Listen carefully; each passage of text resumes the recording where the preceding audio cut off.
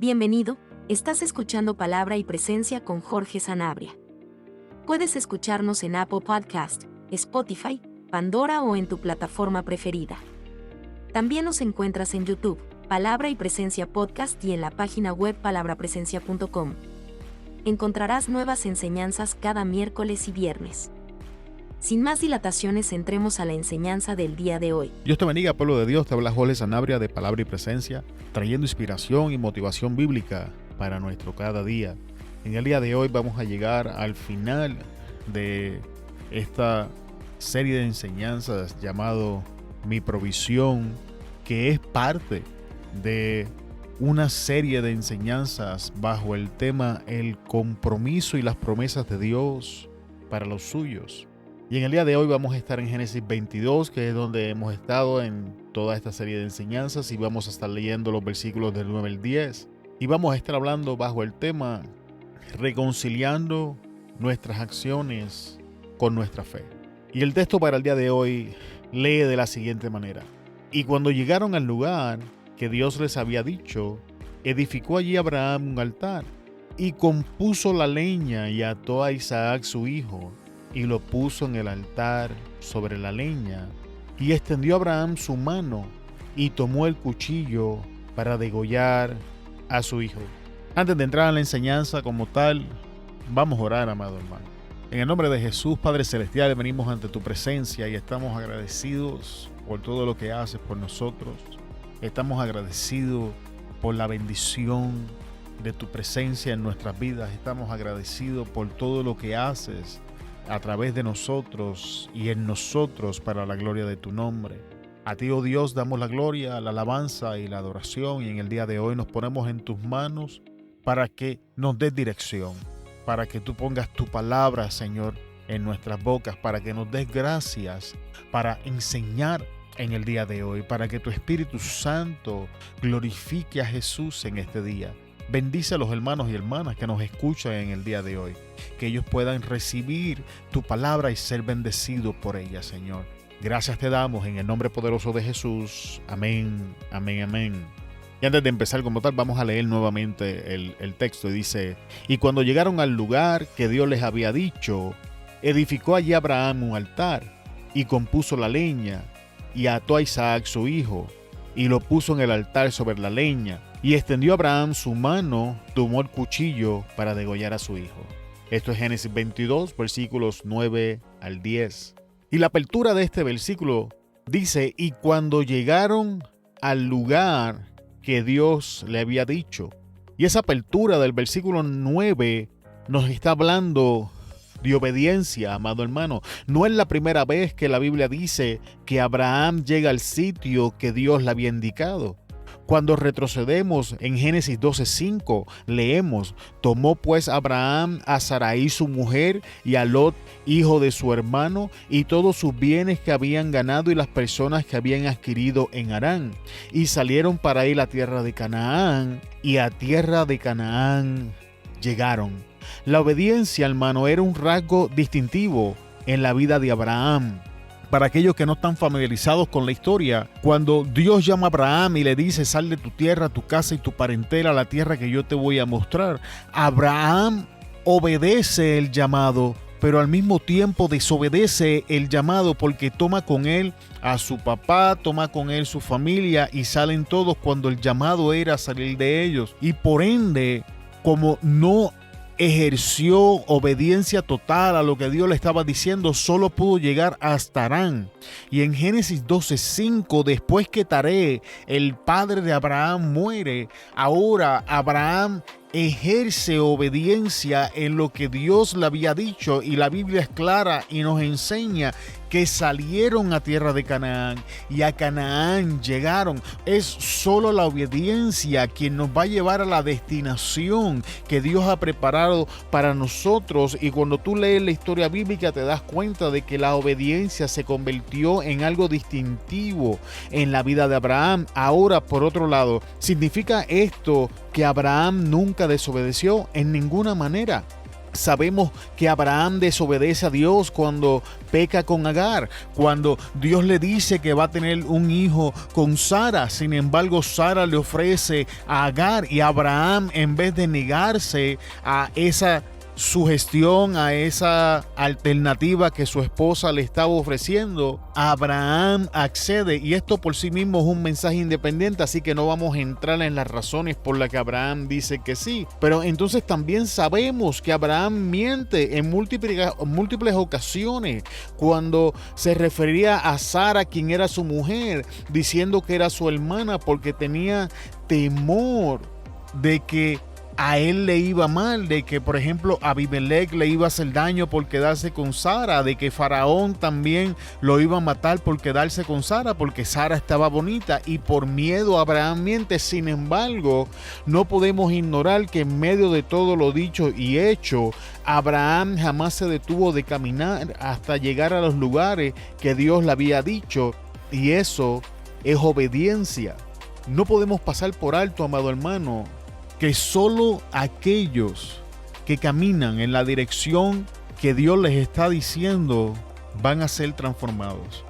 Solo aquellos que deciden iniciar la jornada van a terminar siendo algo diferente. Ahora, ¿qué hizo Abraham cuando llega al lugar que Dios le dice?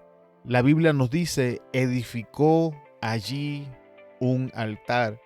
Y en el día de hoy, para definir el altar, estoy usando la página web bibliasholman.lifeway.com, y dice que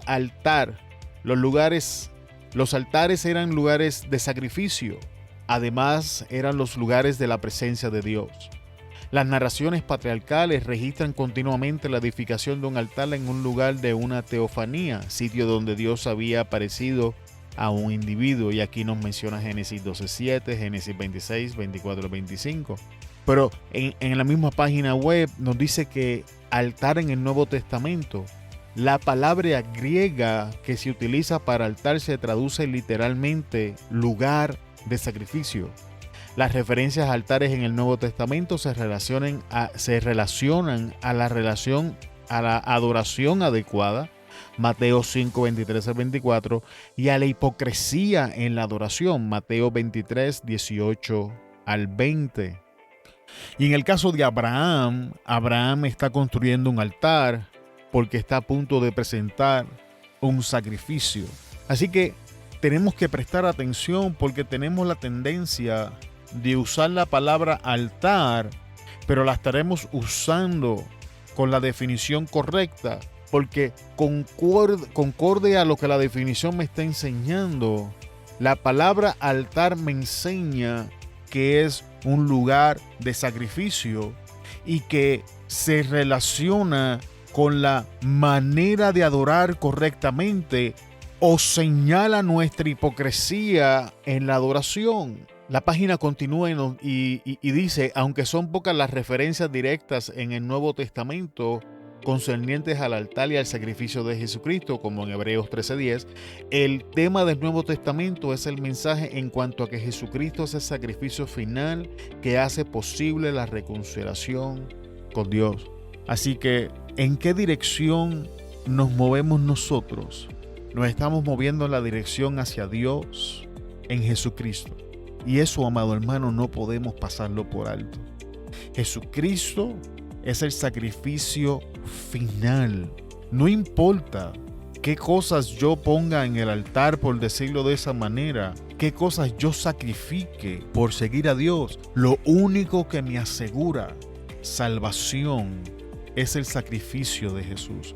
Lo único que satisface al Padre es el sacrificio que hizo Jesús. Y esa es la dirección en la que yo me debo mover. Ahora, ¿qué hace Abraham después que prepara el altar? El texto nos dice que compuso la leña. Y, amado hermano, la leña tipifica la cruz, el madero. Jesús enseñaba en Mateo 16, versículo 24. Entonces Jesús dijo a sus discípulos: si alguno quiere venir en pos de mí, niéguese a sí mismo, tome su cruz y sígame. Muchas veces, amado hermano, cuando nosotros nos referimos a este texto, lo usamos mal. Esto no es un texto para evangelismo. Esto no es un texto que utilizamos para hablarle a los inconversos. Miren la apertura del texto. Entonces Jesús dijo a sus discípulos. Esta instrucción que Jesús estaba a punto de dar era un llamado para aquellos que quieren comprometerse con el Señor. Las palabras que estamos a punto de leer, esas palabras que Jesús dice, si alguno quiere venir en pos de mí, niéguese así, tome su cruz, niéguese a sí mismo y sígame. Son solo aquellos que quieren convertirse en discípulos. Son solo para aquellos que quieren entrar en un compromiso con el Señor. Son solo aquellos que quieren ir a las profundidades con su Dios. Si usted está contento con ir a la iglesia los domingos, sentarse y escuchar la predicación, este verso no es para usted. Este verso es solo para aquellos que quieren comprometerse con Dios, porque en este verso Jesús nos enseña qué cosas deben de ser hechas para poder obtener un compromiso con Dios. Lo primero que él dice, si alguno quiere venir en pos de mí.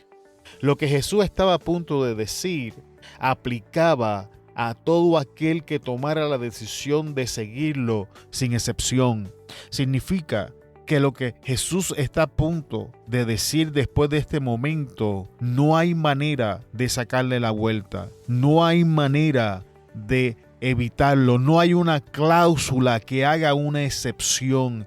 Esto es para todos aquellos que quieren entrar en un compromiso con Jesús. Esto es para todos aquellos que quieren tomar la decisión de alcanzar aquello que Dios ha preparado para ellos en Cristo Jesús. Esto es para aquellos que quieren alcanzar la vida por la que Cristo Jesús murió para que nosotros como hijos del Padre obtuviéramos. Esto es solo para aquellos que quieren vivir en la provisión que Dios ha preparado para los suyos.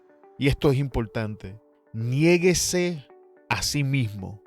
El acto de negarnos a lo que sentimos, deseamos, queremos, creemos o pensamos para ir en pos de Él. En estos tiempos, amado hermano, la iglesia ha sido infectada por estas cosas. Por el yo creo, yo pienso, yo siento, yo opino. ¿Qué yo creo? ¿Qué yo pienso? ¿Qué yo siento? ¿Qué yo opino? No tienen relevancia.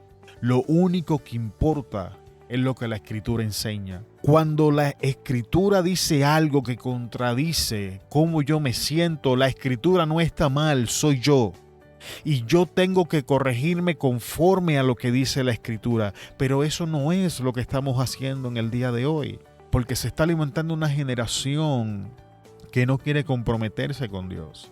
Se está levantando una generación que solo quiere hablar de promesas, de bendiciones, de riquezas, de ensanchamiento. Pare oído y presta atención a estos supuestos profetas, todo lo que dicen. Dios va a llenar tus graneros, Dios te va a expandir, la bendición de Jehová está sobre ti. Ajá. Pero entonces evitamos versos como estos y no me malinterprete. Dios ha bendecido mi vida grandemente, grandemente. Dios me ha bendecido en todas las áreas de mi vida, material, económica, físicamente, familiarmente y espiritualmente. Yo he sido bendecido, no estoy diciendo que Dios no bendice. Sin embargo, he visto el proceso de Dios en mi vida para darme estas cosas. Así que olvídese de lo que usted piensa, de lo que usted cree, de lo que usted siente. La palabra de Dios es verdad aun cuando va en contra de nosotros. Sea Dios veraz y todo hombre mentiroso. Entonces dice, niéguese a sí mismo, y después dice, y tome su cruz. Tomar la cruz, amado hermano, es un acto voluntario que no puede ser forzado, coercido, ni coercido sobre nosotros. La cruz es un lugar de muerte y de presencia de Dios al mismo tiempo. Según Pablo en 2 Corintios 5:19, es que Dios estaba en Cristo reconciliando consigo el mundo, no tomándole en cuenta a los hombres sus pecados, sino se encargó a nosotros la palabra de la reconciliación. Jesús experimenta la cruz una vez y para siempre en una crucifixión perfecta para perdonar al mundo, pero nosotros, amado hermano, la experimentamos en un área de nuestras vidas a la vez. Y cada vez que nosotros experimentamos una crucifixión en nuestra vida, lo que está aconteciendo es que esta área que está muriendo va a ser resucitada bajo el poder del Espíritu Santo y por ende va a ser un área de nuestras vidas que va a estar en paz con Dios. ¿Sabía usted, amado hermano, que todo lo que está vivo está bajo la ley? Todo lo que está bajo la ley es maldito y por ende bajo el dominio del pecado. Así que cuando Jesús nos está diciendo, toma tu cruz y sígueme, es porque experimentando el proceso de la reconciliación, el de la crucifixión, no solamente hay una reconciliación entre tal área de nuestras vidas con Dios, hay una transición del poder. El poder del pecado llega a su final y el poder del Espíritu Santo da inicio en esa área de nuestra vida. Cada área con la que nosotros batallamos en nuestra vida, cada área en la que nosotros pecamos, es un área que está viva y que tiene que experimentar la crucifixión para que el poder del Espíritu Santo se manifieste. Así que si queremos alcanzar lo que Dios ha preparado para nosotros, nos beneficia pasar por el proceso de la crucifixión y tenemos que entender que no vamos a querer hacerlo, no es algo que vamos a querer, no es algo que vamos a anhelar, no es algo que vamos a decir, wow, estoy emocionado porque estoy a punto de ser procesado en esta área de mi vida. No, eso no es cierto. Pero una vez entendemos el proceso, lo enfrentamos de una manera distinta, porque sabemos que al final va a obrar a favor nuestro, porque va a bendecir nuestras vidas con un área que va a estar sujeta a la voluntad de Dios a través del Espíritu Santo. Y entonces dice, sígame. Amado, no es posible seguir a Jesús sin seguir los pasos anteriores. Solo después de ellos podremos seguir al Maestro. Y sé que esto no es lo que enseñan comúnmente, pero esto es lo que Jesús nos está diciendo. Y voy a volver a leer el versículo para pasar al próximo punto. Jesús enseñaba en Mateo 16:24. Entonces Jesús dijo a sus discípulos, si alguno quiere venir en pos de mí, niégase a sí mismo, tome su cruz y sígame. Así que estas cosas no son opcionales. Si decimos que queremos seguir a Jesús, estos pasos son esenciales. Y ató a Isaac, su hijo. La acción de atar habla de restricciones, limitar la habilidad o capacidad de aquello que es atado para moverse libremente conforme a su voluntad, huir o defenderse. Ahora tenemos que recordar quién es Isaac. Recordemos que Isaac era lo prometido por Dios, alguien de gran valor e importancia para Abraham. Aún así, aun cuando Isaac es el hijo de la promesa, aun cuando Isaac tiene gran valor, Abraham, por obedecer a Dios, pone restricciones y limitaciones sobre Isaac cuando lo ata y lo prepara para ponerlo sobre el altar. Amado, ¿qué es más importante? ¿La bendición o el que bendice? ¿La sanidad o el que sana? ¿La provisión o el que provee? ¿El altar o el Dios que santifica el altar? Porque he llegado a la conclusión tras analizar mi vida que tenemos estas cosas invertidas y que para nosotros en el día de hoy la bendición es más importante que el que bendice, que la promesa es más importante que el que promete, que obtener sanidad es más importante que el sanador y que le damos más importancia a lo que pasa en el altar que al Dios que santifica el altar. Y Abraham, cuando ata a Isaac, nos está poniendo en perspectiva de que el Dios que provee es más importante que la provisión, de que el Dios que promete es más importante que la promesa, de que el Dios que sana es más importante que la sanidad, de que el Dios que santifica el altar es más importante que lo que está pasando en el altar. Vamos a poner y alinear nuestra perspectiva con la perspectiva bíblica. Vamos a restringir el efecto de estas cosas. Usted se ha puesto a pensar en el impacto emocional, mental que Abraham estaba pasando mientras amarraba a su hijo y lo ponía sobre el altar. ¿Se ha puesto a pensar usted en la lucha que probablemente Abraham estaba experimentando en ese momento? Sin embargo, las acciones de Abraham nos enseñan que cuando tu Dios es más importante que todo lo demás, cuando tu confianza en Dios es más importante que todo lo demás, todas estas cosas son irrelevantes si tú haces lo que Dios te está diciendo, aun cuando no lo entiendes. Y extendió Abraham su mano y tomó el cuchillo para degollar a su hijo. Ahora, ¿cuál era la mentalidad de Abraham que lo ayudó a obedecer este mandato de Dios? ¿Qué era lo que Abraham estaba pensando que lo ayudó a sacrificar, a llegar al punto de estar dispuesto a sacrificar a Isaac? Porque sabemos que al final no lo hace, Dios lo detiene, pero ¿qué está pasando por la mente? ¿Qué Abraham estaba pensando? Hebreos 11:9 nos da la contestación, y este es un verso que he estado citando en las otras enseñanzas porque esta es la mentalidad a la que tenemos que llegar. Esta es la mentalidad que esta historia quiere desarrollar, y esta es la mentalidad que esta serie de enseñanzas quiere impartir sobre nosotros, amado hermano. Escucha, Hebreos 11:9.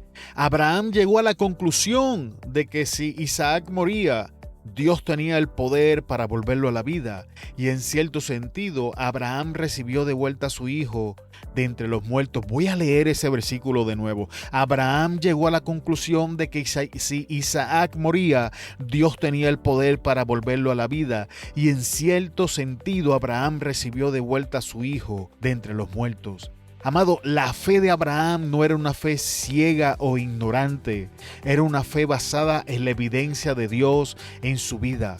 Abraham creía en la fidelidad y veracidad de Dios. Isaac, amado hermano, era el producto del cumplimiento de una promesa de Dios. Abraham confiaba en el poder, o sea, la capacidad de Dios para hacer que las cosas pasaran. Sara era estéril al momento que Dios les habla de que Sara quedaría embarazada, tanto como Abraham eran viejos. Sin embargo, Dios lo hace posible. ¿Qué quiero decir con esto? Que nuestra fe tampoco debería ser ciega o ignorante, debería estar basada en los hechos y la evidencia. Objetivamente la encuentro en la Escritura. La palabra de Dios, o sea, la Biblia, es el estándar por el que nosotros, los que confesamos ser cristianos, de los que confesamos ser hijos de Dios, de los que profesamos que hemos creído que Jesucristo es el Señor, es la Biblia el estándar por el que debemos vivir.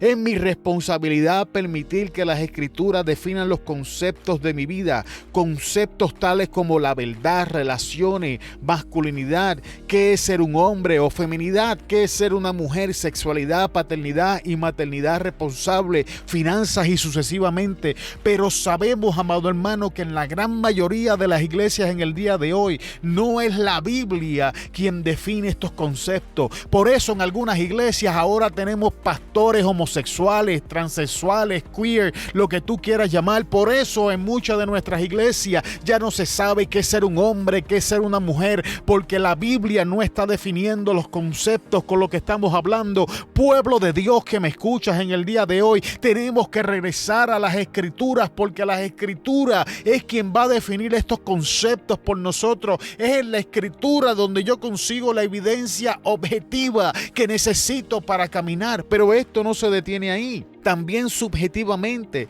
la evidencia de lo que Dios ha hecho en mi vida, la evidencia subjetiva o mi experiencia caminando con Dios, nunca, voy a repetir, nunca puede sustituir o contradecir la evidencia objetiva, o sea, la Biblia, las Escrituras. No estamos llamados a servir basados en nuestras experiencias personales. Sin embargo, es importante entender que hay una evidencia subjetiva. Abraham recibe una palabra de Dios, eso es objetivo.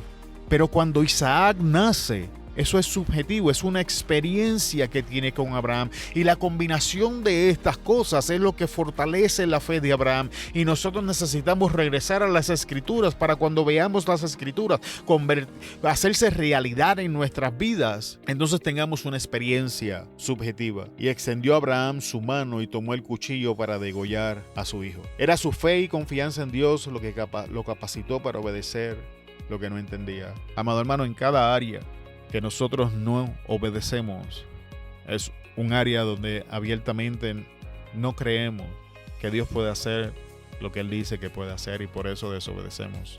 Cuando Dios dice yo voy a proveer, pero yo salgo a buscar provisión, es porque no confío en que Dios puede proveer. Y así sucesivamente. Y ahora quiero leer la parte final de esta enseñanza. Y extendió Abraham su mano y tomó el cuchillo para degollar a su hijo. Entonces el ángel de Jehová le dio voces desde el cielo y dijo: Abraham, Abraham. Y él respondió: heme aquí, y dijo: no extiendas tu mano sobre el muchacho ni le hagas nada, porque ya conozco que temes a Dios, por cuanto me rehusaste tu hijo, por cuanto no me rehusaste tu hijo, tu único. Entonces alzó Abraham sus ojos y miró, y he aquí a sus espaldas un carnero trabado en un zarzal por sus cuernos. Y fue Abraham y tomó el carnero y lo ofreció en holocausto en lugar de su hijo. Y llamó a Abraham el nombre de aquel lugar: Jehová proveerá, o sea, Jehová Jireh. Por tanto se dice hoy: en el monte de Jehová será provisto. Amado, este verso me enseña de que Dios no está interesado en las cosas que yo pueda poner sobre el altar. Dios no está interesado en mis sacrificios, pero Dios está interesado en mi reverencia, en mi respeto, en mi temor hacia Él, en mi obediencia. Y los procesos en nuestras vidas están diseñados para eso. Y la Biblia es clara y dice que el principio de la sabiduría es el temor a Jehová. Así que es el deseo de Dios llevarnos y encaminarnos a la sabiduría bíblica. Y hay mucho que decir todavía si profundizamos en cuanto al carnero, porque esa clase de cordero no se paseaba en las alturas donde estaban, pero no nos vamos a meter en ese tema en el día de hoy. Pero esta historia nos enseña las cosas que tenemos que hacer para experimentar la provisión de Dios en nuestras vidas. Amado, escucha bien, y esto le va a saber mal a algunos de ustedes.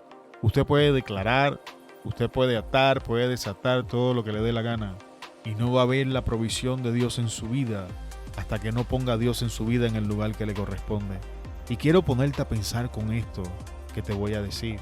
Dios es el Rey de reyes, Señor de señores, pero nosotros tenemos la audacia de declarar lo que Dios va a hacer, de demandar lo que Él tiene que hacer en nuestras vidas. Ponga eso en perspectiva. Él es el Rey, Él es el grande, Él es el Todopoderoso.